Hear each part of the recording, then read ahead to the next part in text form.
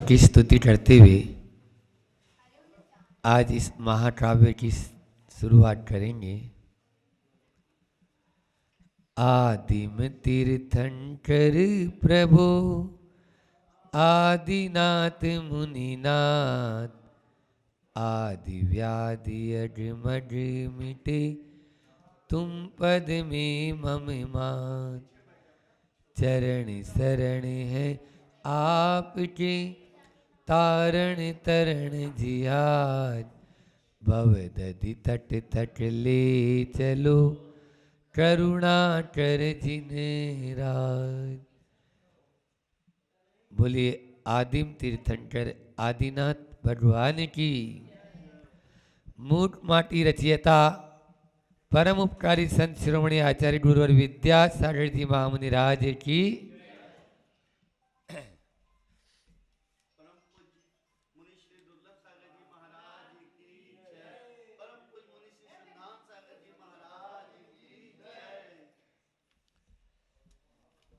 ये मूठ माटी महाकाव्य है, सुन रहे हो?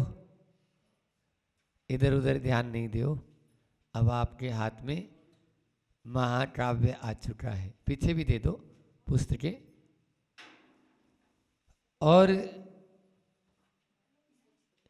इस मूठ माटी महाकाव्य को अपनी अंतस की गहराई से आचार्य श्री जी ने लिखा है। यह सामान्य ग्रंथ नहीं है, यह बहुत बेजोड़ ग्रंथ है। मैं तो यूं कहूँगा अनेकों ग्रंथों का सार है। सुनाई में स्पष्ट आ रही, आवाज़ तो सही आ रही है?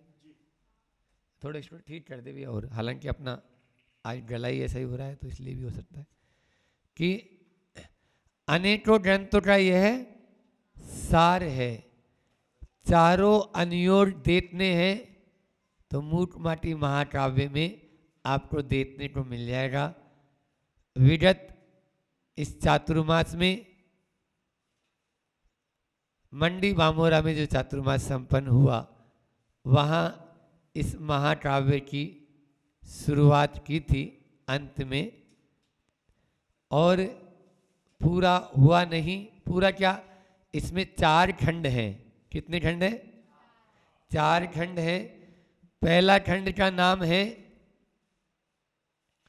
संकर नहीं वर्ण लाभ। पहले खंड का नाम क्या है? फिर दूसरे का है शब्द सो बोध नहीं और बोध सो।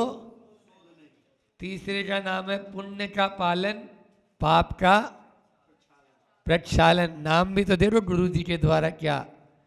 और अग्नि की परीक्षा चांदी सी राख।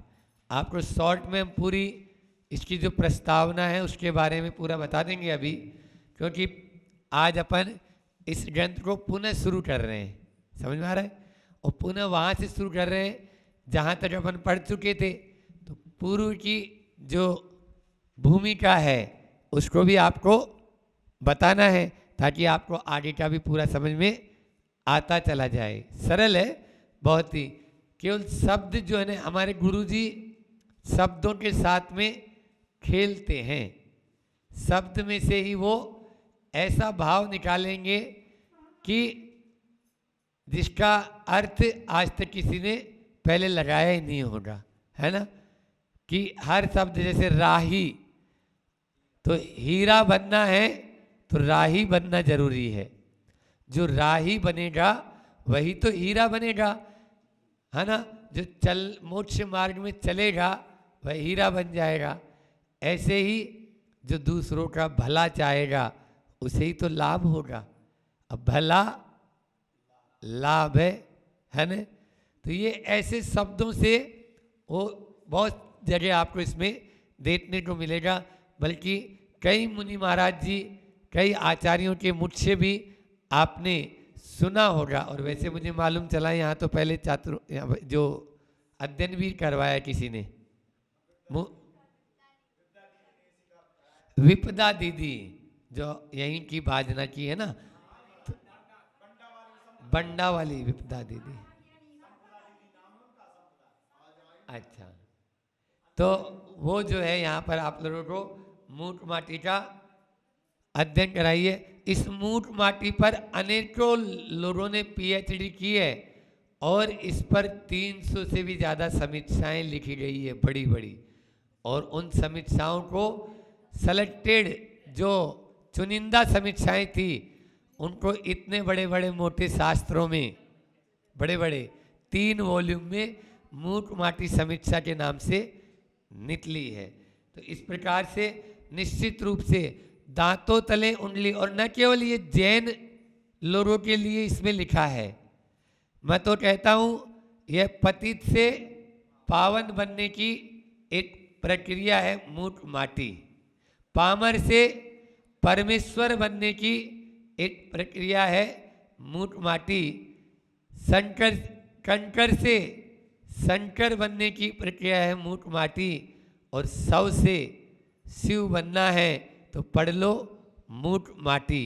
अभी तो अपन शव की तरह हैं, इसको यदि शिव बनाना है तो ये मूठ माटी, एक माटी जो बोलती नहीं है लेकिन अच्छे अच्छे को बुलवा देती है, अच्छे अच्छे को बुला देती है। जो पद दलिता थी वही सिर पर धारण करने योग्य बन जाती है। कब बनती है? जब वह अनेकों परीक्षाएं देती है। यूपीएससी वालों, हाँ आईएएस आईपीएस वालों, ये तो फिर भी इतना टफ कंपटीशन नहीं है जितना वह है, किस प्रकार से वह शिल्पी के हाथों में आती है। अभी पहला जो खंड है, पहले खंड का नाम क्या बताया मैंने? हाँ, कंकर नहीं शंकर, या शंकर नहीं वर्ण लाभ। कंकर नहीं शंकर तो हमने बोला था, हमने बोला शंकर नहीं वर्ण लाभ हो। महाराज जी ये क्या है? इस खंड का आपको निचोड़ बता देते हैं। शंकर का मतलब होता है कि जो अपने से विजातीय है वो क्या हो गया? शंकर। और जो अपने में घुल मिल जाए वो क्या हो गया? जैसे मान लीजिए यहाँ पर इन्होंने बताया कि क्षीर में नीर का मिलना वर्ण लाभ है, क्षीर में नीर का मिलना वर्ण लाभ है। लेकिन क्षीर में ही मान लीजिए अकौआ का क्षीर हो, दूध हो, तो क्या होगा? दूध को फाड़ देगा। ध्यान रखना, दूध में पानी मिलाओगे। एक कहानी याद आ रही, सुना देता हूं ताकि आप लोगों को समझने में सुविधा हो जाएगी, बच्चियों को भी, कि एक बार ऐसा हुआ, दूध जो है, पानी दूध के पास में पहुंचा और निवेदन किया, मुझे अपने साथ रख लो, आपकी बहुत कीमत है, मेरी उतनी कीमत नहीं है, तो आप मुझे अपने पास में मिला लो, अपने साथ रख लो। तो दूध ने उसका स्वागत किया, आ जाओ कोई बात नहीं है। अब दूध में आप लोग भैंस का गाय का दूध लेके आते हैं तो उसमें पानी मिला देते हैं। अब पानी मिलाया और उसको चूल पे चढ़ा दिया। चूल जानते हो? अब आजकल बचे ही नहीं है, एक आध घर में इधर हो तो कोई पता नहीं है। अब तो क्या आ गया? गैस बनेगी, गैस वो तो पेट में खाएगा, उसको गैस ही बनेगी, क्योंकि बनाई गैस पे रहे हो आप लोग। हम बीच बीच में आपको ये मटेरियल भी देते जाएंगे और बीच बीच में आपको संस्मरण भी आचार्य श्री जी के ढेर सारे सुनाते चले जाएंगे। तो अब वो चूल पे चढ़ा दिया हलवाई ने या माताओं ने। अब जैसे ही चूल पे चढ़ाया तो दूध गर्म होने लगा। दूध गर्म होने लगा तो पानी को ये अच्छा नहीं लगा। देखो, जिसने मुझे शरण दी और वो तकलीफ में हो और मैं आराम से बैठा रहूं, ये तो अच्छा नहीं है ना भाई। उसने मुझे शरण दी थी और शरण दी है तो उसकी हिफाजत करना भी तो मेरा काम है। ये विदेशी शरणार्थियों की तरह नहीं जो यहाँ घुसपैठ करके भारत में घुस गए और अब अपना आधिपत्य जमाने लग गए। तब मोदी जी ने कहा निकलो बाहर। कहाँ से घुस रहे हैं ये लोग, ये भारत के नागरिक है क्या? नहीं है, तो फिर क्यों आए यहाँ पे? किसने बोला? इस प्रकार से ये जितने भी जो बाहर के जो बाद में आ जाते हैं वो अपना आधिपत्य, शुरू में तो अपन उनको सांत्वना के रूप में या पनाह दे देते हैं और बाद में वही आपको किक मार देते हैं। आज जितने भी मंदिर हैं आपके, चाहे कोई सा ही ले लो, नैनागिरी ले लो, आप तो पास में ही है ना। अब नैनागिरी क्षेत्र के बीचों बीच एक दूसरा मंदिर और बन गया। बोलो क्या हो गया? पहले ऐसा ही होता था, जैन मंदिर के बाहर भैया सेठ जी को लेके आया, अब वो घोड़े पे आया था लेके तांगे में बग्गी में, अब बग्गी में लाया तो वहां बाहर में बैठ के वो अपना आराधना कर रहा है, सेठ जी अपने मंदिर में आराधना कर रहे हैं। धीरे धीरे धीरे धीरे वही एक नया स्थान बन चुका है। समझ में आ गया? आगे से नहीं निकलना है, कोई बात नहीं। तो हम बोल रहे थे दूध जैसे ही जलने लगा तो पानी भाप बनकर उड़ने लगा, पानी भाप बनकर उड़ने लगा। और जब पानी भाप बनकर उड़ने लगा तो दूध देखा, ए भैया क्लास चल रही, भैया आप क्या कर रहे हैं? तो क्या बोल रहा था मैं? हाँ, ये घंटी ऐसी है, सबकी घंटी बजा देती है, एक दिन बजना ही है घंटी तो सबकी, जो आया है उसकी। तो मैं बोल रहा था कि पानी बनकर जैसे वो उड़ने लगा तो दूध ने देखा, अरे जिसको मैंने शरण दी और शरणागत की रक्षा करना तो मेरा फर्ज है। कोई मेहमान घर में आए और वो निवेदन करके रुके तो उसकी हिफाजत करना तो मेरा धर्म है। दूध जैसे पानी जैसे ही भाप बन के उड़ने लगा तो दूध को गुस्सा आया, दूध उफन गया। दूध क्या किया? बोले इस पानी को उड़ाने वाला कौन? बोले ये आग, ये नीचे जो ईंधन जो चूल्हा जल रहा है, इस आग को बुझा के मैं छोड़ूंगा, मेरा मित्र यहीं पे आराम से रहेगा। और वो उफन जाता है उस आग को बुझाने के लिए, और जैसे ही दूध उफनने को होता है, उधर हलवाई या माता होती है तो वो तुरंत एक अंजुली पानी लेती है और उसमें दूध में डाल देती है, दूध वापस, मेरा मित्र मेरे पास आ गया, शांत बैठ जाता है। ये तो थी वर्ण लाभ, ठीक है ना। अब वर्ण संकर कैसा होता है? संकर नहीं, वर्ण लाभ पहले अध्याय का पहले खंड का नाम है। संकर ये होता है कि दूध में नींबू मिला दो, बोलो क्या करेगा? कुत्ता भी नहीं खाएगा, गाय भी नहीं खाएगी, रख दो बाहर, देख लेना। फटे हुए को कोई भी, इसलिए फटना अलग बात है ना, और फाड़ना अलग बात है। यदि आप फाड़ेंगे तो छेना बनेगा और फट जाएगा तो कोई काम का नहीं है। वो चर्चा अपन बाद में करेंगे। इसलिए ऐसे अटहुआ का दूध दे तो सफ़ेद है, बिल्कुल दूध जैसा है, जाड़ा भी है, लेकिन 2 बूंद दूध में डाल दो पूरा जहर बन जाएगा, पूरा जहर बन जाएगा। तो इसलिए ये वर्ण संकर है। घर परिवार में भी इसको लेके एक बात और बता दूं कि जैन धर्म है तो जैन धर्म के अनुसार हमें वर्ण संकर नहीं होना है। समझ में आ रहा है? महाराज जी ये क्या हुआ? वर्ण संकर का मतलब ये है कि दिगंबर के अलावा, जैन के अलावा हम कोई दूसरी जाति की लड़की लेके आ रहे हैं, ये वर्ण संकर है, वर्ण लाभ नहीं है। समझ में आ रहा है? या जा रही है, मान लीजिए अफेयर हो गया, प्यार हो गया, अब 3 साल के या 2 साल के प्यार में माता पिता के 20 साल का प्यार मिट्टी में मिला दिया वो। अब वो 20 साल तक जो लाड प्यार किए थे वो नहीं दिख रहा उसको, वो जो 2-3 साल में जिससे हो गया है प्यार, वो सब दिख रहा है। उनकी विज्ञानमती माता जी आई होगी यहाँ पे, आइए। तो विज्ञानमती जी की आप पढ़ लेना, पलायन क्यों, पुस्तक का नाम क्या है? उसमें प्यार कैसे होता है, प्यार कब होता है, प्यार होने के बाद क्या होता है, फिर यार रह जाता है। अरे प्यार का पहला अक्षर ही टूटा हुआ है, और तो छोड़ो, साबुत अक्षर से ही शुरू नहीं हुआ, तो कहाँ से? वो तो आधा पैर गाय पे उसका, इसलिए वो तो संबंध टूट जाएंगे, इनकी कोई नहीं। इसलिए यहाँ पर मूक माटी में सब बातें स्पष्ट की है आचार्य श्री जी ने। अभी जो आरक्षण पद्धति अभी चल रही है ना, ये आज के 30 साल पहले 35 साल पहले इस मूक माटी में लिख दी थी।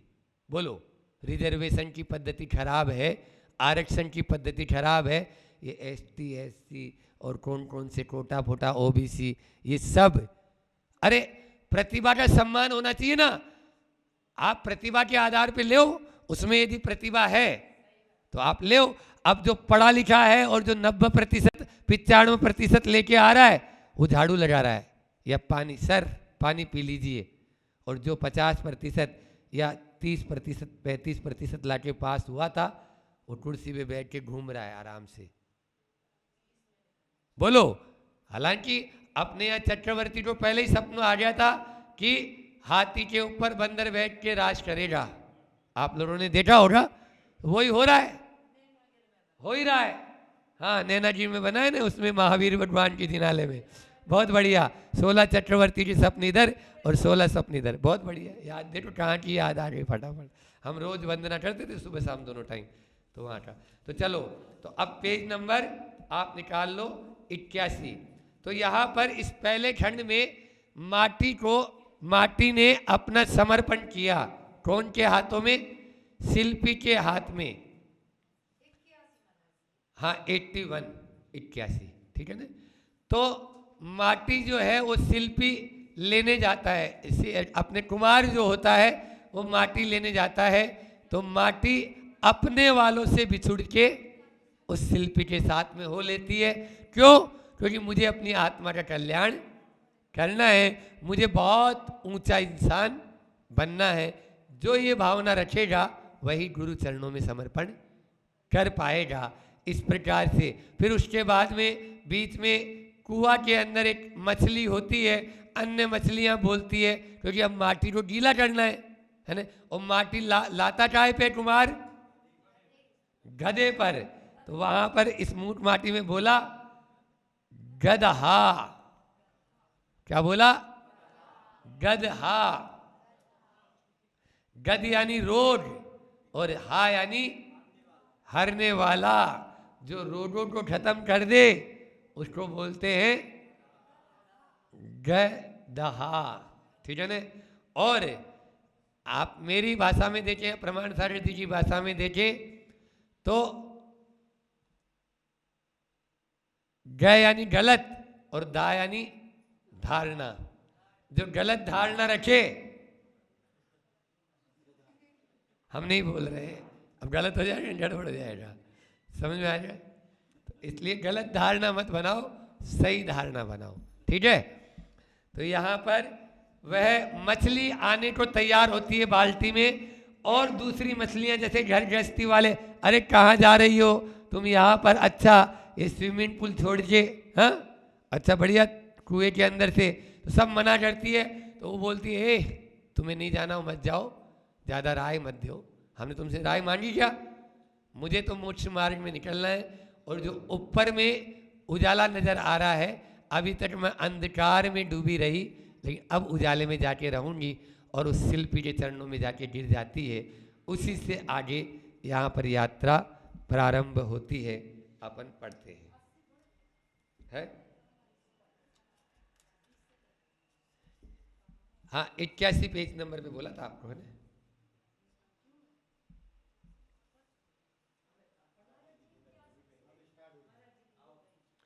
यहाँ पर इस युग को यह लेखनी पूछती है कि क्या इस समय मानवता पूर्णतः मरी है?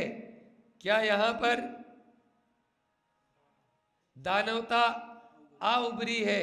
लग रहा है मानवता से दानवता कहीं चली गई है। और फिर दानवता में दानवत्ता पली थी, अब कब वह है? बहुत सुंदर कि यहाँ पर वह जो मछली जो है वह आकर गिर पड़ी कौन के चरणों में?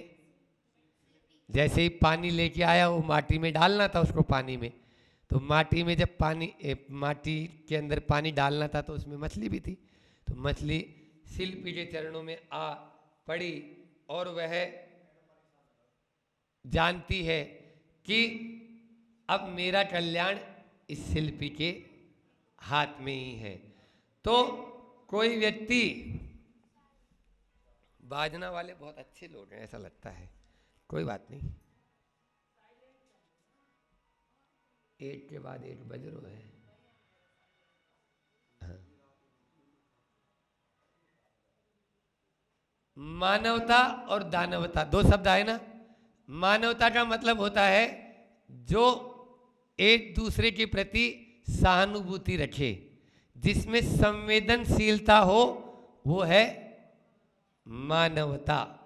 और जो दानवता मतलब दानव यानी राक्षस, दानवता यानी दानव यानी जिसमें राक्षसपना आ जाए वो क्या है? दानवता। वो क्या करते हैं? आप समझते ही नहीं है कोई जीव को, है ना? वो तो गाजर मूली होती है ना, जैसे गाजर मूली आदमी खा जाता है वैसे आदमी को चबाकर, जीवों को चबाकर, बोलो, खा जाते हैं। आज अभी कोरोना की महामारी आई थी, तो कोरोना की महामारी में क्या हुआ, क्यों हुई? उसका कारण क्या था? एक जानवर, ठीक है ना। बाद में पता लगा कुछ देश ऐसे हैं जिनमें अपने जो भारत की सीमा से जुड़ा है ना, आप लोग बहुत सारे वहां से माल खरीदते रहते हो, है ना। वहां पर सब खाया जाता है, सांप, बिच्छू, छिपकली, कीड़े मकोड़े, जो हाथ लग जाए उनके। अब बताओ वो क्या देश है? बोलो, ये क्या है? दानवता। क्या है? मानवता बची नहीं है ना। यहां तक कि पेट में पलने वाला जो शिशु है उसकी हत्यारिन कौन है? उसकी मां। बोलो, हत्यारिन कौन है? अब ये संस्कृति कहां से आई? कहां से आई ये संस्कृति? क्या भारत की संस्कृति थी ये? क्या मां कभी ऐसा काम करेगी? लेकिन फिर भी इस तरह से यंत्रों के माध्यम से उसके टुकड़े टुकड़े किए जाता है। सेक्शन जो पद्धति होती है, गर्भपात जिसको बोलते हैं, अब ये क्या है बताओ? दानवता, दानवता है या नहीं है? अब जब दानवता है तो उसमें दानवत्ता तो आ ही नहीं सकती। शब्दों को देखो आचार्य श्री, अब पहले दानवता यानी राक्षसपना और फिर दानवत्ता यानी दान देने की प्रवृत्ति, उसी शब्द से लगा लिया, खाली एक आदत है और जोड़ दिया आचार्य श्री जी ने। शब्द ऐसे आएंगे तो आप लोग इसमें से अर्थ निकालो तो ऐसा गहन अर्थ निकलेगा। तो उसमें से दानवत्ता कहां से आएगी? क्यों चौका लगाएगा वो? हाँ, वो तो खाली बस 3 दिन 4 दिन के लिए लगा लिया, महाराज आए थे इसलिए। वो अपने लिए शुद्ध कभी खाना पसंद ही नहीं करेगा, क्योंकि उसमें दानवत्ता प्रवृत्ति है ही नहीं। वो तो एक व्यवस्था बना दी उसने कि नहीं, हम महाराज आए तो मान लीजिए 8 से लौट जाए तो दूसरे में चले जाए, ऐसा बस व्यवस्था। हाँ, तो ये सब गड़बड़ हो गया ना। बोलो, दानवत्ता मत केवल आहार दान की बात नहीं कर रहा हूं, अन्य भी वो आएगा ही नहीं, उसमें तुरंत परिणाम उसके कलुषित हो जाते हैं। इसलिए ध्यान रखना, हमारे भीतर की दानवता खत्म हो और हमारे अंदर में मानवता आए। मानता हूं आचार्य उमा स्वामी महाराज ने 2000 वर्ष पहले तत्वार सूत्र में लिख दिया था कि यह हुंडा और सर्पणी काल है और इसमें सब बातों में डाउनफॉल होगा, गिरेंगे हर चीज। आयु है, वृद्धि है ना, शरीर की कैपेसिटी है, वीर्य है, ये सब गठिया किस्म के मिलेंगे अब, और ज्यादा गठिया होंगे। लेकिन उसकी स्पीड तो कम करो। अरे गिरना है नीचे, लेकिन स्पीड तो घटा सकते हो नहीं घटा सकते हो? बोलो। हाँ, अब वो तो अपने हाथ में है। ये तो आचार्यों ने कहा कि अब इसमें कोई अच्छी चीज मिलने वाली नहीं है। पहले अच्छे लंबे लूंठे आदमी होते थे, गेट भी 7-7, 8-8 फीट के होते थे। अब 5 फीट 6 इंच, 5 फीट 4 इंच, अटक गए यहीं पे। पहले 7-7 फीट के आदमी होते थे कि नहीं होते थे? अभी 30 साल पहले की बात है, ये तो 40 साल पहले की। तो कहाँ चले गए? अब वो नीचे सब में आयु है, वृद्धि है, ऊंचाई है, सब में हरासमेंट होएगा। पहले 5-5 फीट चौड़ी दीवारें थे तो बाजना वालों ने बनाई, अब 8 फीट चौड़ी भी नहीं बनाने में पसीना आ रहा है उनको। बोल रहे हैं तो महाराज हम तो सिंगल ईंट की खड़ी कर लेंगे। हाँ जे कछु नहीं, वास्तु वास्तु हम नहीं जानत, हमारे तो जायज सही है। अब क्या हुआ बोलो? ये सब के सब ये वर्तमान काल में हम आ गए, नीचे गिरने की स्थिति में आ गए। हर क्षेत्र में ले लो, एक क्षेत्र नहीं, कोई खाने पीने का ही नहीं बोल रहा हूं, अकेला खाने पीने नहीं, ओढ़ने पहनने का भी, विचारों से भी, है ना, आपके बिछाने से भी, सब चीज़ों का ही अपन हर चीज़ में दानवता हावी होती जा रही है। तो कैसे काम चलेगा? दानवत्ता नहीं आएगी। वह मछली तड़प रही है, उस मछली के लिए अब अपन के अंदर में क्या होना चाहिए? संवेदनशीलता। क्या होना चाहिए? संवेदनशीलता नहीं होगी तो क्या कभी, अब तो कई बार तो ऐसा हो जाता है, हमें तो आंखों में पानी आ जाता है। आचार्य विद्यासागर जी महाराज ने गौशालाएं खुलाई और कोई मुनि महाराज जी ऐसा उपदेश भी दे रहे हैं, अरे ये कोई गौशाला खुलाना कोई आचार्य का काम है, कोई मुनि महाराज जी का काम है? कितने करोड़ों जीवों की हिंसा होती है, गौशालाएं खुलाएंगे तो करोड़ों जीवों की हिंसा होगी। कौन बोल रहे? ऐसे दिगंबर मुनि महाराज बोल रहे हैं, और आप लोग सुन रहे हो और ताली बजा रहे हो। क्या कर रहे हो? क्योंकि वो तो आप तो गंगा गए गंगादास, और जमुना गए तो, हाँ सीधी सीधी बात है। उस समय तुरंत खड़े होकर जवाब देना चाहिए, महाराज क्या बोल रहे हो, जबान संभाल के बोलो, कोई पाप नहीं लगेगा। समझ में आ रहा है? क्योंकि मानवता मर चुकी है। क्या बोला मैंने? मानवता और दानवता आ चुकी। मैं नहीं, ये 30-35 साल पहले मेरे बापूजी बोले हैं। समझ में आ रहा है?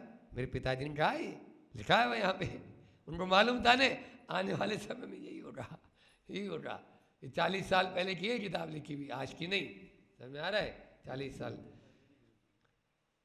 पली थी कब ये, वह तो दानवत्ता तो आ ही नहीं सकती है। अब आगे देखो कितना सुंदर चित्रण आचार्य जी कर रहे हैं, जो भारतीय परंपरा है उसके ऊपर बहुत ही मार्मिक मर्म को छेदने वाला चित्रण है यहाँ पे। वसुदेव कुटुंबकम, इस व्यक्तित्व का दर्शन, स्वाद, महसूस इन आंखों को सुलभ नहीं रहा अब, सुलभ नहीं रहा अब। यदि यह सुलभ भी है तो भारत में नहीं, महाभारत में देखो। भारत में नहीं, महाभारत में देखो। भारत में दर्शन स्वार्थ का होता है।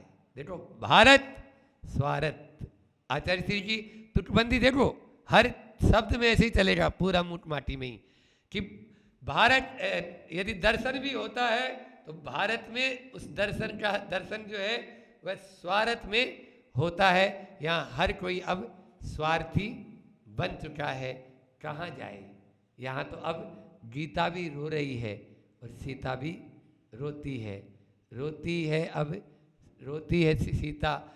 आज के इस इंसान को ये क्या हो गया, इसका पुराना प्यार कहाँ पर खो गया। ये वाला गाना सुन लेना। हमारे यहाँ गाने सुनने की पूरी छूट है, पिक्चर देखने की पूरी छूट है मेरी डिक्शनरी में, लेकिन कौन सी पिक्चर देखना है ये मालूम होना चाहिए, कौन सा गाना सुनना है। हमारे यहाँ भजन भी मना करते हैं कि ये भजन मत सुन बेटा, नहीं तो मेरे सामने वाली खिड़की में चांद का टुकड़ा ही नजर आएगा तुम्हें, और कुछ नहीं आएगा। और नमोकार मंत्र की धुन नजर नहीं आएगी। इस धुन पे यदि आप गा रहे हो, इस धुन पे यदि गा रहे हो तो वो भजन के बोल तो चले गए और आपका ध्यान कहाँ चला जाएगा। और पहले के जो गाने भी होते थे वो भजन होते थे। तो यहाँ पर समय अपना हो रहा है। वसुदेव जब अपन पढ़ते थे, आप लोग, हम पढ़ते थे, अभी आप लोग तो पढ़ ही रहे हो, तो पढ़ रहे हैं, या पहले विद्यालयों में ये दोहा लिखा हुआ रहता था, उदार चरिता नाम वसुदेव उदार चरिता नाम तू वसुदेव कुटुंबकम। अभी सम्यक्त्व कौमुदी एक ग्रंथ का स्वाध्याय चल रहा था रास्ते में, तो उस ग्रंथ में भी ये दोहा आया था, ये सम्यक्त्व कौमुदी में आया, उन आचार्य ने भी कहीं से लिया था। तो वसुदेव यानी वसुधा, वसुधा मतलब धरती, पूरी धरती ही परिवार के समान थी। पूरी धरती ही पूरे विश्व को, गांव की बेटी विदा होती थी, हर कोई बोलता था कि हमारे गांव से बेटी विदा हुई है, बोलो। और आज एक ही मल्टी में रहते हैं, 100 फ्लैट बने हुए हैं एक मल्टी में, तो बाजू वाले के ब्याह भी हो रहा है ना, मतलब ब्याह का मतलब आपके इधर विवाह है, हाँ, तो इधर बाजू वाले को मालूम नहीं है कि इसकी बेटी की शादी आज है, क्योंकि आपस में बोलचाल तो है ही नहीं, तो कार्ड भी नहीं दिया उन्होंने। ये स्थिति हो रही है, नहीं हो रही, बोलो। तो ये कहाँ वसुदेव कुटुंबकम की भावना थी हमारे भारत में, और आज एक दूसरे के बीच में दरारें पड़ने से कितने दूर हम चले गए। दानवता हावी हो गई है। सुरेंद्र शर्मा की वो पंक्तियां याद करो, भले ही वो हंसाता रहता है, लेकिन वो बहुत सटीक कहता है कि कौन कहता है कि दीवारों में दरारें होती है। अरे दरारें पैदा होती है दिलों में, तब दीवारें खड़ी होती है। क्या बोला हमने? कौन कहता है दीवारों में दरारें होती है? अरे दिलों में जब दरारें होती है ना, तब दीवारें खड़ी होती है। नहीं तो एक ही कमरे में सास की भी डिलीवरी हो रही है और बहू की भी। सुन रहे हो नहीं सुन रहे हो? हमने देखी अपनी आंखों से अपने घर में। हाँ, सास भी बेड पे है और उनको भी बच्चा हुआ है, और बहू भी बेड पे है और उसको भी, क्योंकि 10-10, 15-15 बच्चे होते थे। समझ रहे हो महाराज जी क्या बोल रहे हो आप तो? हाँ, तो ये वसुदेव कुटुंबकम होते थे। तो जब पहला बच्चे की शादी हो जाती थी, तब तो सासू को भी अभी चल ही रहा है बच्चे, ठीक है ना, इस प्रकार से। तो ये वसुदेव कुटुंबकम की भावना यहाँ भारत में तब था, और इतना प्यार रहता था। अब 1 या 2 होते हैं, लाड़ पार कहाँ से होगा? वो वास्तव में प्यार है ही नहीं, प्रेम है ही नहीं, वो प्रेम है। अब इस व्यक्तित्व का दर्शन, स्वाद दर्शन यानी अपने मन में, स्वाद यानी भीतर में महसूस, इन आंखों को सुलभ नहीं, अब है ही नहीं ना, ये सब कुछ टूट चुका है। गांव में भी रह रहे हैं तो भाई अलग हो गया है और दूसरा भाई अलग हो गया है, आपस में बोलचाल नहीं है। इन आंखों को अब सुलभ नहीं रहा। यदि वह सुलभ भी है तो भारत में नहीं, क्या लिखा है बोलो? सुबी महाभारत में। तो महाभारत कर ले महाराज जी, वो तो बहुत अच्छी लगती है हमको तो, क्योंकि रामायण की चौपाइयाँ इतनी अच्छी नहीं है। हमें तो महाभारत तो दिन भर आप करवा लो, है ना। महाभारत अच्छी लगती है ना, महाभारत का मतलब लड़ना। तो वो महाभारत में देखो, अरे वो वाली महाभारत नहीं जो घर घर में अभी हो रही है। एक के यहाँ ऐसा हुआ कि लड़की देखने के लिए गए, तो उसने, क्यों कोई धर्म कर्म भी जानती है, तो हाँ रामायण की उसने चौपाई सुना दी 2-3। तो सास बोलती है, देखो रामायण तो यहाँ आपको सुनाई दी है, महाभारत आपके घर में जाके मचा देगी। रामायण तो यहाँ सुनाई दी है, महाभारत आपके, उस वाली महाभारत की यहाँ पे चर्चा निकल रही है। आचार्य श्री जी बोल रहे हैं, आचार्य श्री जी के भावों को समझो कि महाभारत में देखो, मतलब उस महाभारत के जो द्वापर युग था, जो द्वापर युग था, जिस समय श्री कृष्ण और नेमिनाथ भगवान हुए थे, उस युग की बात देखो। वहाँ पर जाके देखेंगे तो वसुदेव कुटुंबकम की भावना। एक गोवर्धन पर्वत को उठा लिया, कोई इंद्रजालिया नहीं होता, आ जाओ जिसको आना इस पर्वत के नीचे, और सारा का सारा मथुरा के आसपास का पूरा गाय भैंस पशु पक्षी इंसान कीड़े मकोड़े सब उस पहाड़ के नीचे आए या नहीं आए बोलो? इसको बोलते हैं कि मैं हिफाजत करूंगा तुम्हारी। ये थी वसुदेव कुटुंबकम की भावना।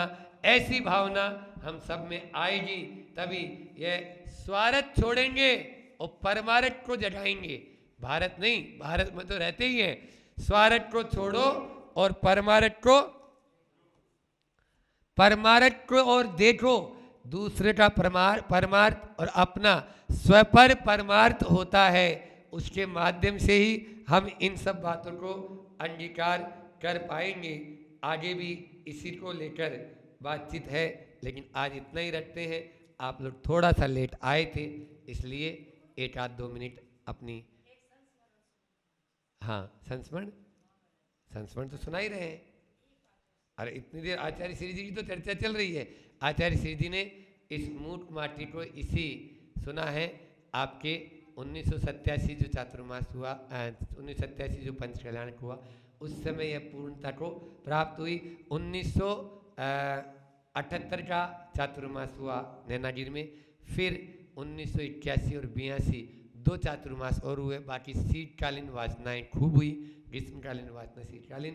तो ऐसे मूठ माटी का सबसे ज़्यादा लेखन कार्य इसी नैनागिरी में हुआ और संपन्न भी आपके यहाँ नैनागिरी में ही हुई। तो आपके यहाँ का सबसे पास का यह सिद्ध क्षेत्र बहुत ही, जहाँ पर आचार्य श्री जी के अनेकों मतलब यानी संस्मरण ऐसे ऐसे जो मतलब वक्र थे वो भी रिजु हो गए। और वो क्यों नहीं होंगे, जब सच्चे देव शास्त्र गुरु के चरणों में हम पहुंच जाएंगे तो निश्चित रूप में वसुदेव कुटुंबकम की भावना अपना आप ही हमारे भीतर भी जागृत होगी, सबके भीतर वह जागृत हो। इन्हीं परम पवित्र भावों के साथ में मैं अपनी वाणी को विराम देता हूँ। बोली अहिंसा परमो धर्म की, आचार्य गुरुवर विद्यासागर जी महामुनिराज की। मिथ्यात्म नाश वेको, ज्ञान की प्रकाश वेको, आपा परे भास वेको,